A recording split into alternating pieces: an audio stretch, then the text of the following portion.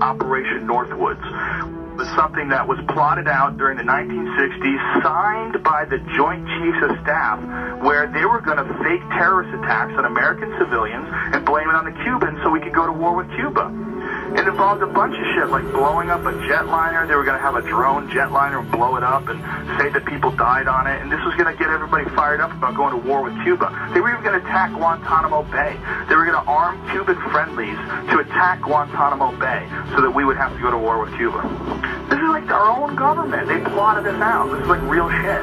I remember when I saw JFK, the Oliver Stone movie, and that was like part of the premise that JFK, that Oliver Stone was pushing in this film, is that they killed JFK because they wanted to stay in Vietnam because they were making a lot of money in Vietnam. And I remember at the time seeing that movie going, that is absolutely ridiculous. Who the fuck believes that?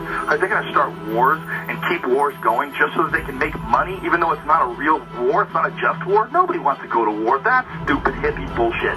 Well, as I got older and I started investigating history, you know, from way back to Vietnam, to the Gulf of Tonkin, to all the shit that happened when Kennedy and Nixon were in office, to all the shit that happened with Reagan and the Contras in Nicaragua and the Sandinistas, and all the different various things that have happened in human history where it's clear that the United States is, you know, we're fucking around with all kinds of things all the time to make money.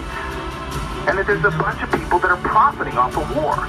And then they're not just profiting like a little bit of money here and there. You know, you look at like what's going on with like how much money Halliburton made for the war. We're talking like billions and billions of dollars. That's like real money.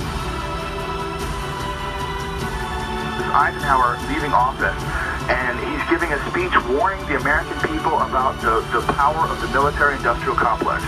You know, when you watch that, you're like, well, here is a sitting president who's leaving office, but the most important thing that he wants to tell people is that you have to be careful because there's a machine here that wants to go to war.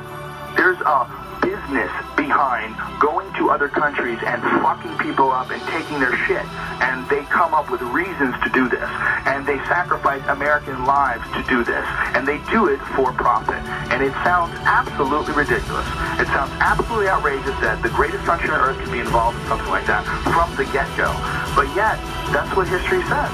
That's how it points. It points in that direction. It points in that direction that it's going in. In the councils of government, we must guard against the acquisition of unwarranted influence, whether sought or unsought, by the military-industrial complex.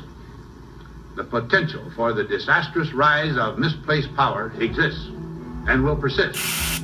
We must never let the weight of this combination endanger our liberties or democratic processes.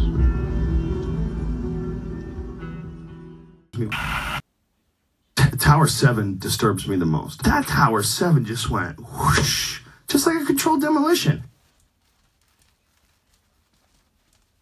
And everybody's like, yeah, but it had holes in the building. And you see the hole in the building? Yes, I see the hole in the building. But wouldn't it fall towards that hole? Why is it falling like that?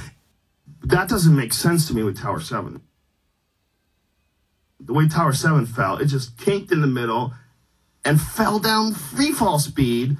Almost. I mean, everybody like they'll nitpick at you. Oh, it was 1/10 of a second slower than free fall. Even if it was just close to free fall, that's crazy. There was no resistance. It just gave up. Why wouldn't it like wiggle and collapse towards where it got jacked? It just seems like a controlled demolition. That bothers me.